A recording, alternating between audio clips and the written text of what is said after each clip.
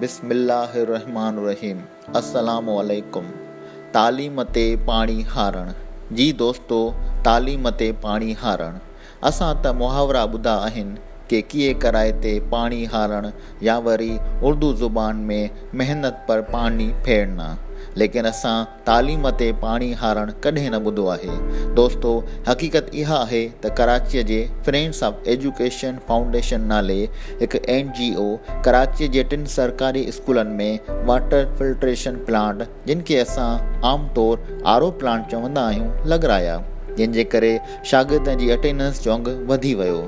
हाल ई में इन्हीअ फाउंडेशन खैरपुर ऐं थरपारकर जे 2 सरकारी स्कूलनि में न सिर्फ़ु RO प्लांट लॻाराया आहिनि, बल्कि सोलर सिस्टम बि लॻारायो आहे त जीअं इन्हनि प्लांट्स खे बिजली जी सप्लाई जारी रहे। दोस्तो, इन्हनि 2 स्कूलनि में शागिर्दनि जी वधंदड़ हाज़िरी सभिनी खे हैरान करे छॾियो आहे।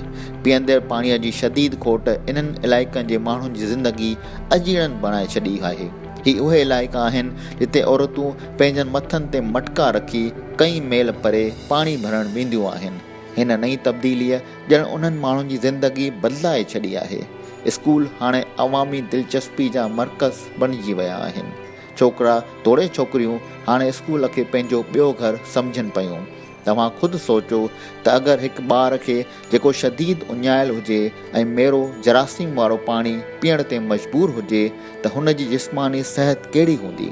हाणे उहो ई ॿारु साफ़ शफ़ाफ़ पाणी दिलि खोले पीए थो, जंहिंजी शर्त सिर्फ़ु स्कूल जी हाज़िरी ऐं तालीम हासिलु करणु आहे, जेको पिणु हुन जे भले लाइ आहे।